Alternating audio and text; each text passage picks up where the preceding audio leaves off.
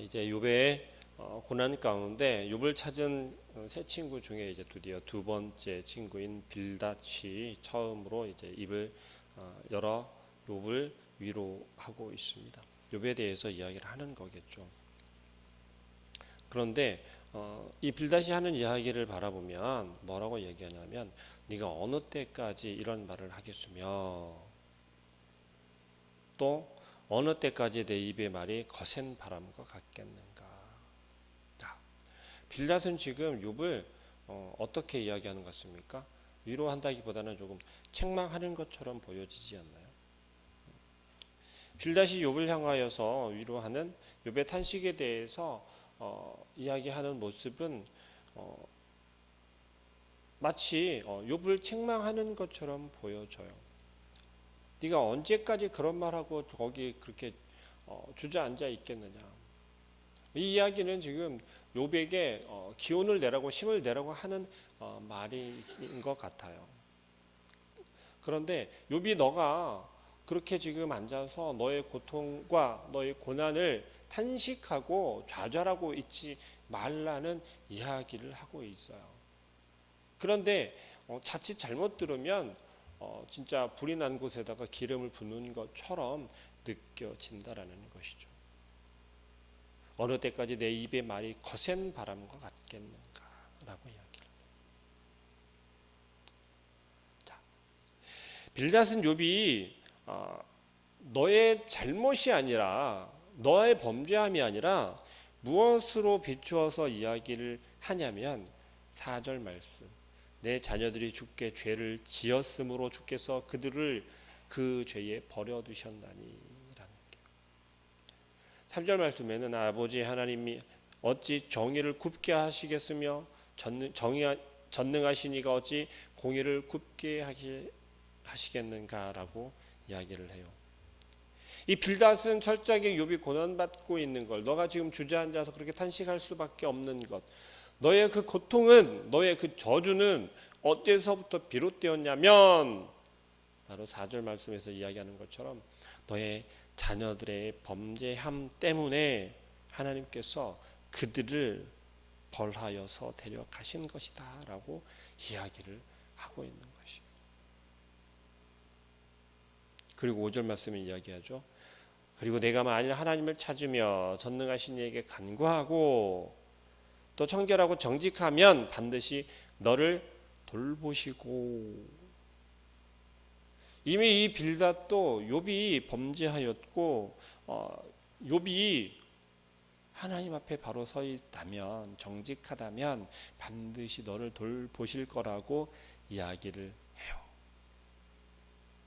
7장에서 우리가 나눈 것처럼 욥은 지금 잠자리에 두는, 그의 침소에 드는 것이 고통이다라고 이야기를 하고 있었고, 그곳에서 차라리 잠든 사이에 자기가 죽었으면 좋겠다라고 고백할 정도로, 부르짖을 정도로 고통을 받고 있었다라는 거죠.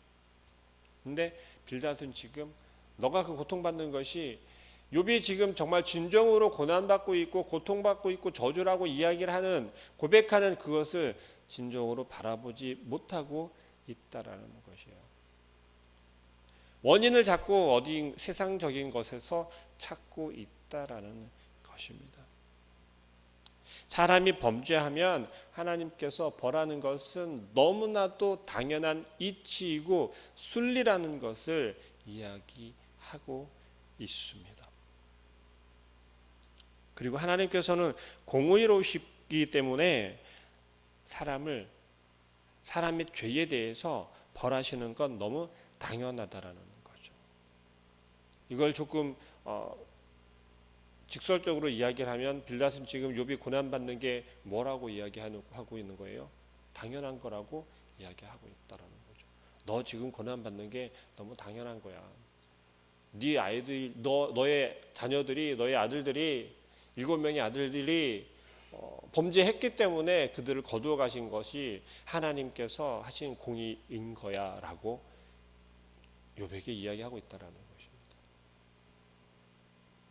자, 욥은 되게 친구들을 잘 두었다라고 생각했었는데요.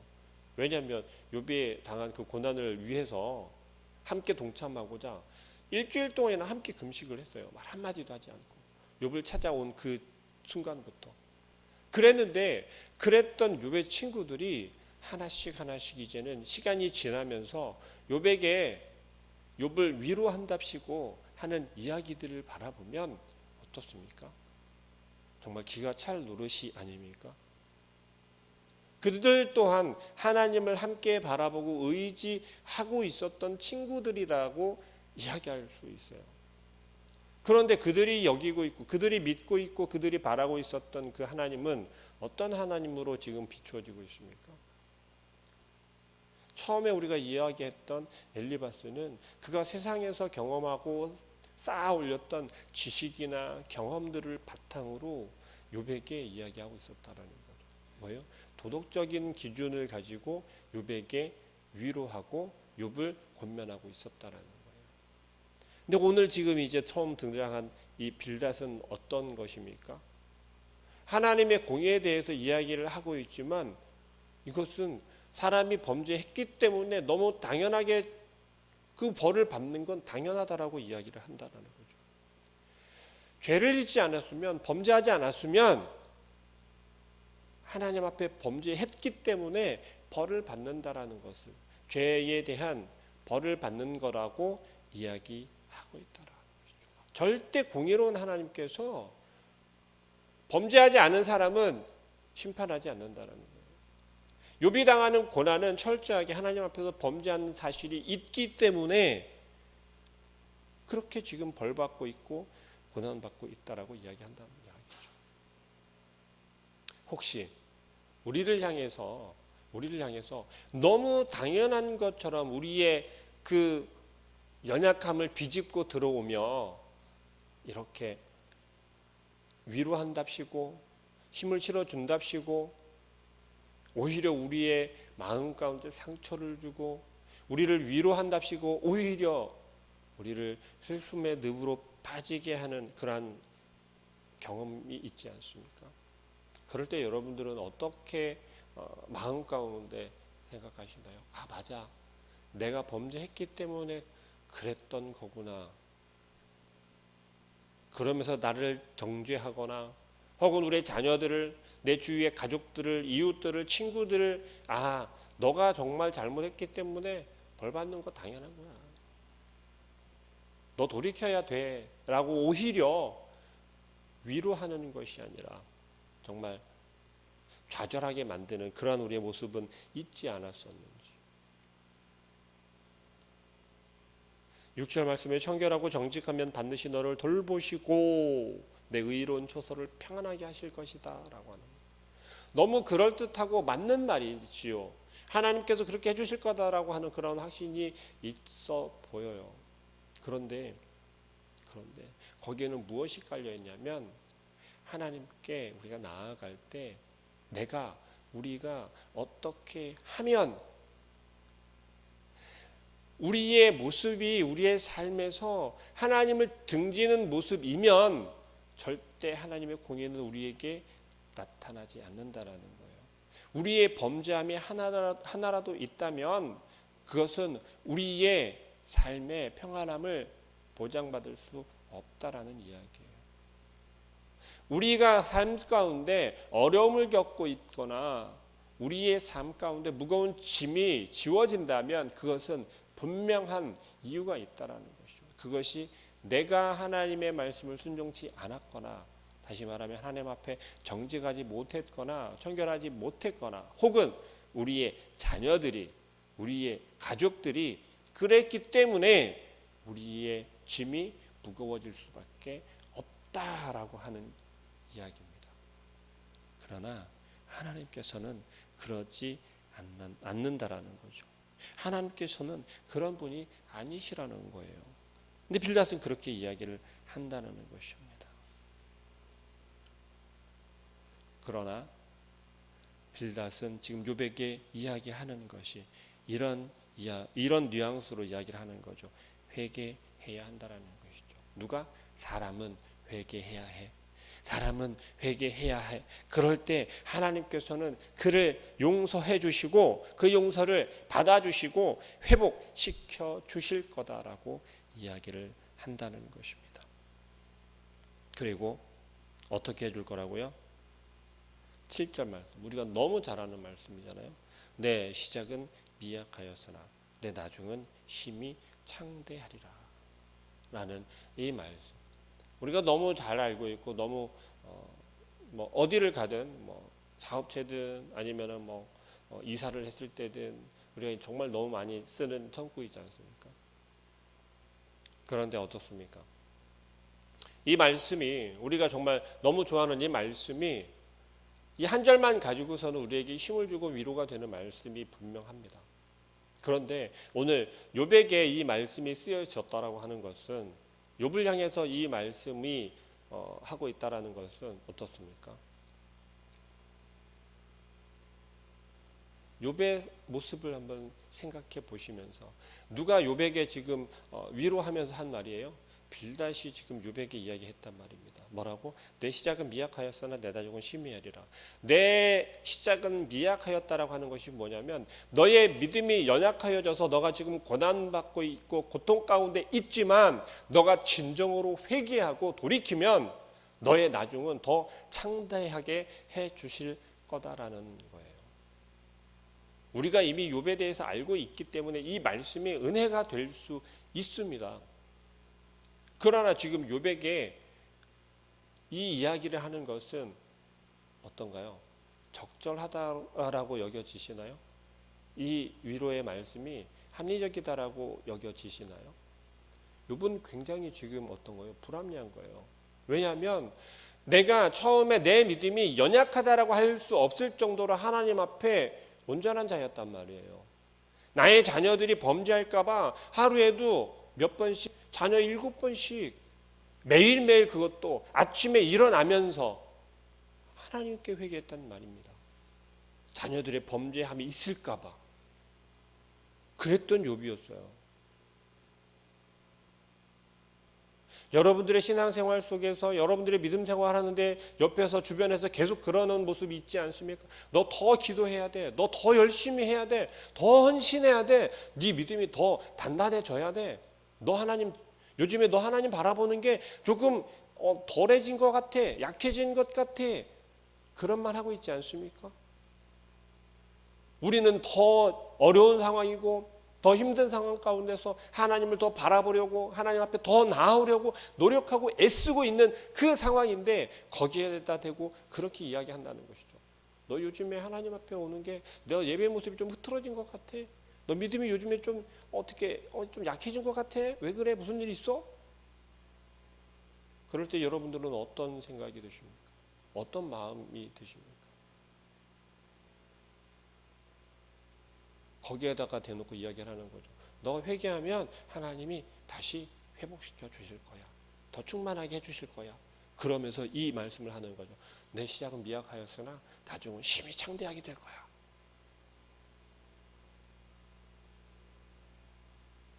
이런 욥을 바라보면서도 혹 이 말씀이 예전처럼 그렇게 힘이 되고 능력이 되는 말씀이 되실까요? 물론 하나님의 말씀에 능력이 있고 힘이 있다라는 것에 의심할 여지는 없습니다.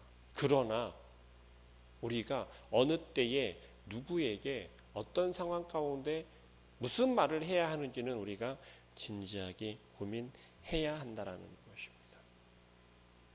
그리고 빌닷은 이어서 계속 이야기하는 게 이제 옛 조상들을 이야기하면서 욥을 권면하고 있다라는 것이죠. 8절 말씀에 청하건대 너는 옛 시대 사람에게 물으며 조상들이 터득한 일을 배울지어다. 대대로 내려오는 조상들의 그 유전이라든지 그러한 것들을 이야기하면서 욥에게 이야기한다는 것이죠. 뭘 이야기합니까? 자, 10절 말씀. 그들이 내게 가르쳐 이르지 아니하겠느냐. 그 마음에서 나오는 말을 하지 아니하겠느냐. 이때 당시 이스라엘 백성들이 조상들로부터 전해오는 가르침이라든지 교훈, 그러한 것들을 소홀히 여기지 않았다라는 거죠. 그것을 철저하게 지키고 따랐었다라는 것입니다. 그것이 자녀를 가리키는 방법이었고 또 교훈하는 그런 방법이었어요. 그것이 유전되어져서 계속해서 이어져 내려오고 있었다라는 거죠. 유대인들은 지금도 그것을 지키고 있지 않습니까? 굉장히 중요했다라는 것입니다. 왜냐하면 모세 때부터도 이야기를 했기 때문에 그렇습니다. 신명기 32장 7절 말씀에 보면 옛날을 기억하라, 역대 연대를 생각하라, 내 아비에게 물으라, 그가 내게 설명할 것이요 내 어른들에게 물으라, 그들이 내게 이르리로다 라고 이야기했습니다. 우리는 계속해서 성경에서 이야기되고 있는 선조들의 모습을 바라보면서 그들의 신앙을 바라보면서 그들이 하나님과 함께하는, 하나님과 교제하는 그러한 모습을 바라보면서 어떻게 하나님의 말씀에 순종하는지, 또한 신앙을 이어가야 하는지를 우리는 기억하고 배웠다라는 것이죠. 그런데 중요한 것은 하나님의 이 말씀은 시대가 바뀌고 바뀌어도 어떻게 됩니까?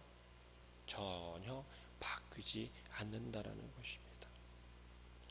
우리와 함께하는 그 하나님께서는 이미 2000년 전에 주님을 통해서도 이 땅에 나타나셨고 그 이전에 장세 때부터도 함께 이 땅에 함께 하셨다라는 거죠. 성경에서 이야기하는 것은 결국 무엇을 이야기합니까? 하나님과 함께함을 이야기하고 있고 예수 그리스도로 인해서라고 하는 것을 끝까지 이야기하고 있다라는 것입니다. 욥을 통하여서 욥에게 무엇을 이야기합니까? 13절 권면하는 이야기를 보시면 하나님을 잊어버리는 자의 길은 다 이와 같고, 이와 같다라고 하는 것이 뭐예요? 11절부터 이야기하는 왕골이 진펄아니 데서 자라겠느냐, 갈대가 물 없는 데서 크게 자라겠느냐, 새순이 돋아 아직 뜯을 때가 되기 전에 다른 풀보다 일찍 마른다라고 이야기한다는 것이죠. 저속한 자의 희망은 무너진다라고 꼬집어서 지금 이야기하고 있어요. 여기에서 저속한 자라고 이야기하는 것은 하나님을 믿지 않는 사람, 하나님을 믿지 않는 자를 이야기하는 것입니다. 여러분, 빌닷이 지금 욥을 찾아와서 이야기를 하는 것은 꼭 하나님을 믿지 않는 사람이 당하는 고난, 고통을 너가 지금 당하고 있다라고 이야기하는 것처럼 보여진다는 것이죠. 하나님을 온전히 믿고 하나님 앞에 경건하다면, 정직하다면 이 고난은 금방 끝날 것이고, 그리고 욥의 모습 속에 평안이 찾아올 것이다라는 거예요. 20절 말씀 한번 볼까요? 20절 말씀. 하나님은 순전한 사람을 버리지 아니하시고 악한 자를 붙들어 주지 아니하심으로. 욥이 지금 어느 정도 지금 이 고통을 받고 있다라고 이야기했습니까? 몇 달이에요? 여러 달이라고 했단 말이죠. 석 달인지 넉 달인지 그 정확하게 나와 있지 않지만 여러 달 동안 지금 그 고통 가운데 있다라는 것이죠. 그 모습을 지금 욥의 이 세 친구는 다 옆에서 바라보고 있는 거예요. 그러니 빌닷이 지금 이렇게 권면하고 욥을 향해서 이야기하는 것은, 위로하는 것은 또 어느 정도 이해가 될 수도 있어요. 그런데 우리가 중요하게 생각해야 할 건 뭐냐면 이 친구들이 하나같이 욥을 향해서 하나님을 빗대어 위로하고 있고 충고하는 것처럼, 권면하는 것처럼 보여지지만 하나님은 뒷전으로 다 빠져 있다라는 사실입니다. 하나님께서 정직한 자는, 선한 자는, 의로운 자는 이다라고 이야기를 하지만 욥이 너가 하나님과 함께하고 있어가 아니라는 거예요. 너가 범죄한 사실이 있으니까 회개하라는 거예요. 너가 하나님의 가르침을 잊어버리고 있었으니까 기억하라는 거였어요. 빌닷은 계속해서 욥에게 이야기하는 거예요. 뭐라고요? 너 회개해야 돼. 너 회개해야 할 게 있어. 너 자녀가 잘못했으니까 너가 지금 고난받는 거야. 고통받는 거야. 너가 대신 그거 회개해. 하나님 앞에 순전해져야 돼. 그렇지 않으면 너의 지금 고통이, 너의 지금 이 무거움이, 고난이 없어지지 않을 거라고 이야기를 한다는 이야기예요. 21절 22절에서 이야기하는 건 그거예요. 웃음을 내 입술에, 즐거운 소리를 내 입술에 채우시리니 어떻게 했을 때요? 악한 것을 버리라는 거예요. 너가 악한 자가 되어져 있으면, 악한 모습대로 그대로 있으면 안 된다는 거예요. 하나님 앞에서는 순전해져야 된다라고 이야기를 하는 것이라는 거죠. 너를 미워하는 자 부끄러움을 당할 것이라, 악인은 장막을 없어지리라. 여전히 욕을 향하여서 빌닷이 이야기하는 건, 너 제발 회개해. 너 제발 회개해. 너 회개할 거 있잖아. 여러분, 우리의 삶에서 정말 하나님을 등지고 범죄한다라는 게 어떤 것인지 우리가 다시 한번 생각해 보길 바랍니다. 고민해 보길 바랍니다. 우리의 지식? 아니요. 우리의 경험? 아니요. 우리가 조상들로부터 배운 교훈? 아니요. 그런 것으로는 하나님 앞에 바르게 설 수 없습니다. 오직 하나님만이, 오직 하나님만이, 예수 그리스도 안에서 우리는 온전해질 수 있고 순전해질 수 있다라는 것입니다. 오직 그분 외에는 우리가 우리의 정직함을, 우리의 순전함을, 온전함을 드러낼 수 없다라는 것이에요. 엘리바스도 그랬고, 이제 오늘 다시 등장한 빌닷도 마찬가지. 오직 하나님만이 이 고난과 이 고통 가운데서 이겨낼 수 있는 힘이 되어진다라는 것을 기억하시고, 혹 우리가 너 지금까지 배운 게 뭐야? 라면서 책망하기보다는, 너 지금 정말 회개하지 못한 거 있지? 회개해. 그래야 너가 지금 삶이 형통해지고 너의 고난이, 너의 근심거리가 사라질 거야 라고 하는 것이 아니라, 그저 하나님 앞에 바로 서라고, 정말 하나님과의 관계가 온전한지 그 관계를 회복하라고 권면해 줄 수 있는 귀한 모든 우리 성도님들, 또 오늘 하루의 삶이 되어주시기를 소망합니다. 기도하겠습니다. 사랑하는 하나님, 욥의 이 친구가, 빌닷이 하나님 욥 앞에 나와 이야기하는 것은 분명 하나님 앞에 범죄한 것이 있고, 범죄한 사실이 있고, 그의 범죄함을 통하여서, 그 범죄함을 인하여서 아버지 하나님께서는 심판하신다라는 것을 이야기합니다. 또 아버지 하나님 앞에 회개하지 못한 것이 있기에, 아버지 하나님 앞에 바로되지 못한 것이 있기에 벌하신다라는 것을 이야기합니다. 그것은 이전의 조상들로부터 전해 내려오는 가르침이고 교훈이다라는 것을 또한 이야기합니다. 그러나 주님, 정말 중요한 것은 우리가 얼마나 하나님 앞에 바로 서 있는가이며, 또한 아버지 하나님 앞에 온전한 마음으로 하나님과의 교제를 우리가 즐겨하는 것인지를 기억하게 하여 주시고, 우리의 마음 가운데 어떠한 것이 우선되어져 있는지를 바라보게 하여 주옵소서. 욥은 순전한 자였습니다. 온전한 자였습니다. 하나님 앞에 어느 하나라도 범죄함이 없기를 바라며 하나님을 의지하고 하나님 앞에 서 있었던 그러한 욥이었습니다.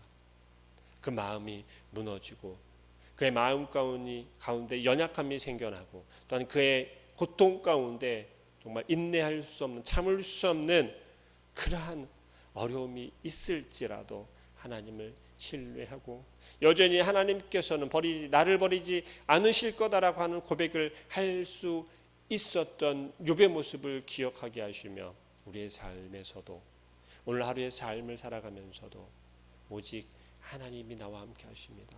하나님이 나의 힘이 되어 주십니다. 하나님의 그 은혜로 내가 오늘 하루도 힘을 내어 살아갈 수 있습니다. 나의 발걸음 가운데 주님께서 동행하여 주옵소서.